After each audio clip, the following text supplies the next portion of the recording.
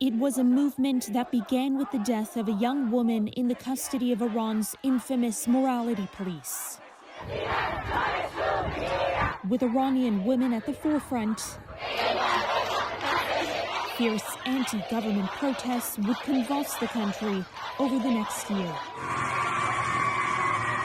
Mahsa Amini's official autopsy claims she died from existing medical problems, not, as her family maintains, from being fatally beaten by police. The 22-year-old was detained for allegedly violating Iran's strict dress code for women. Within hours, she lay in a coma in what would be her deathbed. Across the country, women took off and burned their headscarves in anger.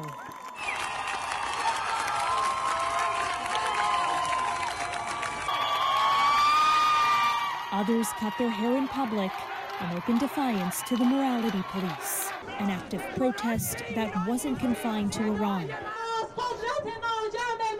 Around the world, until the women of Iran are free, from politicians with you.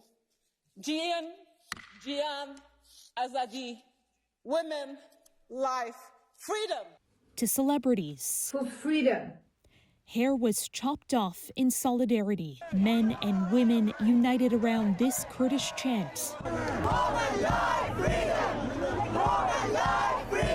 The protests spiraled into the biggest show of opposition to the ruling elite since the 1979 Islamic Revolution.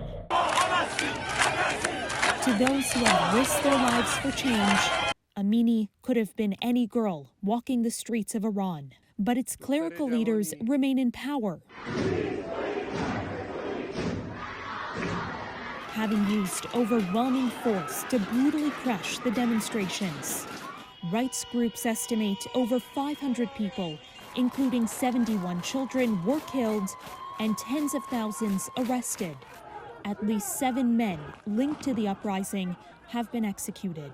To mark the one-year anniversary of Amini's death, Canada has imposed additional sanctions against members of the Iranian regime involved in activities that constitute gross and systemic violations of human rights. The country's crackdowns on dissidents prevail. Amini's father was briefly detained and warned against marking his daughter's death on Saturday before being released. Even still, brave Iranians were back out on the street to keep pushing for change in their country. For City News, I'm Caryn Ceolin.